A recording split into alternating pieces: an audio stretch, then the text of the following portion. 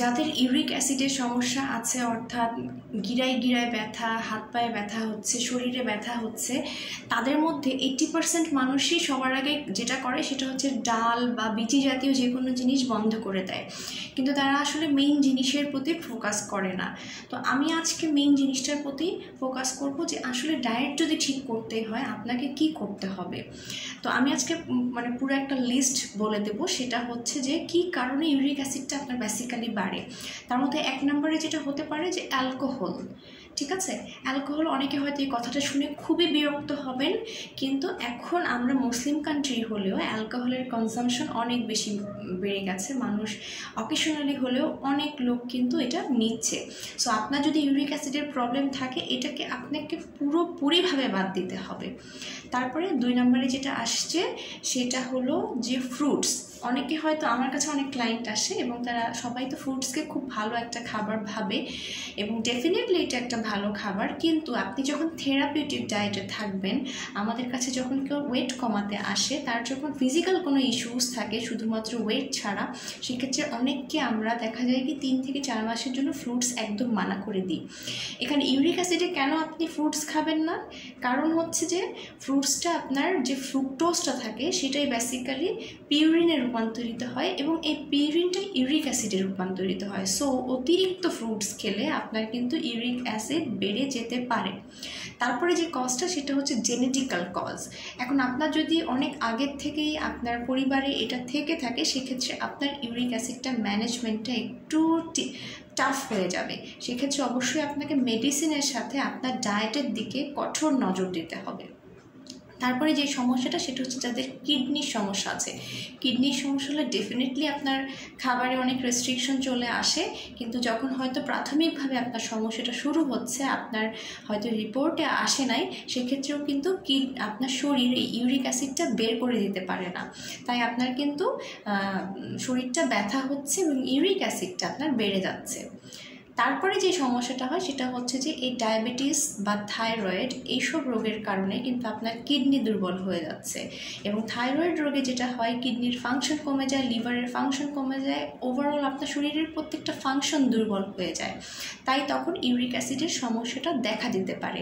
তাই কারণ uric acid হলে ইউরিক অ্যাসিড কীভাবে কমাবো সেইটা ফোকাস করার আগে আপনাকে আগে ডায়াবেটিস, আপনার থাইরয়েড বা কিডনির সমস্যা এগুলোর দিকে আগে ফোকাস করতে হবে, তারপরে যে আপনি ইউরিক অ্যাসিডের জন্য কী করবেন সেই দিকে আপনাকে ফোকাস করতে হবে।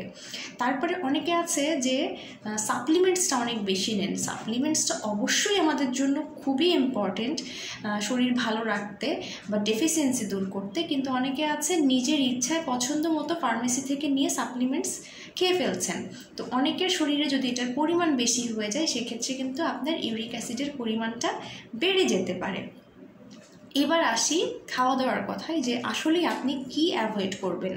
প্রথমে যদি ডাল বা এইসব বীজি জাতীয় খাবারে আসে যে আপনাকে অ্যাভয়েড করতে হবে, সেক্ষেত্রে আমি বলবো যে না, এটা পুরোপুরিভাবে বাদ দেওয়ার কোনো দরকার নেই। মুগ ডালটা খুবই মাইল্ড একটা ডাল, আপনি এটা দিনে ইউরিক অ্যাসিড থাকলেও আপনি দিনে একবার ব্যবহার করতেই পারেন। তারপরে যেটা আসছে সেটা হচ্ছে যে যদি আপনি বিনস জাতীয় খাবারে আসেন, সেক্ষেত্রে মটরশুঁটিটা আপনার জন্য একেবারেই হারাম। মটরশুঁটিটা আপনি একেবারেই খাবেন না। আদার্স বিনস হয়তো কালে আপনি খেতে পারবেন, অল্প কিছু খেলে আপনার তেমন কোনো সমস্যা হবে না। এরপরে যদি মাছ মাংসের পোর্শনে আমি আসি, সেক্ষেত্রে আমি বলবো যে রেড মিট ইউরিক অ্যাসিডের রোগীদের জন্য একেবারে হারাম। 2 থেকে 3 মাস যদি আপনাকে একটা থেরাপিউটিক ডায়েট দেওয়া হয়, এই ডায়েটের মধ্যে আপনি এই রেড মিট একেবারে ধরবেন না। এবং ছোট মাছটা যদি আপনার মাঝে মাঝে খুব ক্রেভিং হয়, সেক্ষেত্রে ছোট মাছটা খাবেন, কিন্তু ছোট মাছটা যখন আপনি ইউরিক অ্যাসিডের জন্য একটা নির্দিষ্ট সময় ডায়েট করবেন, তখন ছোট মাছটাও আপনি খাবেন না। বড় মাছ সপ্তাহে 2 দিন আপনি রাখতে পারেন। চিকেনটা পরিমিত পরিমাণে আপনি প্রত্যেক দিন একবেলা নিতে পারেন। তারপরে হচ্ছে যেটা আরেকটা জিনিস আমি বলতে ভুলে গিয়েছি, সেটা হচ্ছে যে অ্যাসিডিটির কারণেও কিন্তু ইউরিক অ্যাসিড বাড়ে। যাদের অতিরিক্ত গ্যাসের সমস্যা হয় তাদের ইউরিক অ্যাসিড বাড়ে। সো গ্যাসের সমস্যার দিকে আমাদেরকে ফোকাস করতে হবে ইউরিক অ্যাসিড কমাতে হলে। আরেকটা সমস্যা হচ্ছে অনেকে আছে শুকনা, আমরা বলে থাকি যে ওয়েট কমালে ইউরিক অ্যাসিড ভালো হয়ে যায়, কিন্তু অনেকে আছে ওয়েট কম তারপরেও তার ইউরিক অ্যাসিড আছে, তাদেরকে খেয়াল করে দেখবেন যে তাদের পেটে চর্বিটা বেশি। তো সেই ক্ষেত্রে আমরা পেটের চর্বির দিকে অবশ্যই খেয়াল করব। এখন যেটা যে আরেকটা খাবার খুবই ইম্পর্টেন্ট, সেটা হচ্ছে মাশরুম অনেক ভালো খাবার অনেকে মনে করে, কিন্তু ইউরিক অ্যাসিডের ক্ষেত্রে মাশরুমটা আপনার জন্য একেবারেই হারাম। এছাড়া আপনাকে চিনি জাতীয় প্রত্যেকটা খাবার, রিফাইন্ড সুগার আপনাকে বাদ দিতে হবে, প্যাকেট জাতীয় সব খাবার আপনাকে বাদ দিতে হবে, আদারওয়াইজ ইউরিক অ্যাসিড ওভারকাম করা সম্ভব না। এখন আপনার মনে হতে পারে এগুলো কি সারা জীবনের জন্য বাদ দিব? না, সারা জীবনের জন্য বাদ দেওয়া দরকার নেই, আপনি সবই খেতে পারবেন, কিন্তু অ্যাট ফার্স্ট আপনাকে একটা থেরাপিটিক ডায়েটে আসতে হবে। সেটা হতে পারে 3 থেকে 6 মাস। সেটা কেন? আপনাকে যদি ডাক্তার আপনার কোথাও কেটে গেলে ব্যান্ডেজ করে দেয়, সেক্ষেত্রে যদি ব্যান্ডেজটা বলে আপনি 3 সপ্তাহের আগে খুলবেন না, কিন্তু তার আগে খুলে ফেললে কিন্তু আপনার ঘাটা আবার খুলে যাবে। তো ডায়েটের ক্ষেত্রেও সেটা আপনাকে একটু নিজেকে মোটিভেট করে চোখ নাক মুখ বন্ধ করে আপনার ডায়েটিশিয়ানের সাথে যোগাযোগ করে 3 থেকে 6 মাস একটা স্ট্রিক্ট ডায়েটে থাকতে হবে। তারপরে যখন আপনার ইউরিক অ্যাসিডটা কন্ট্রোলে চলে আসবে, ম্যানেজ হয়ে যাবে, তখন কিন্তু আপনার সব খাবারই একটু একটু করে খেতে পারবেন।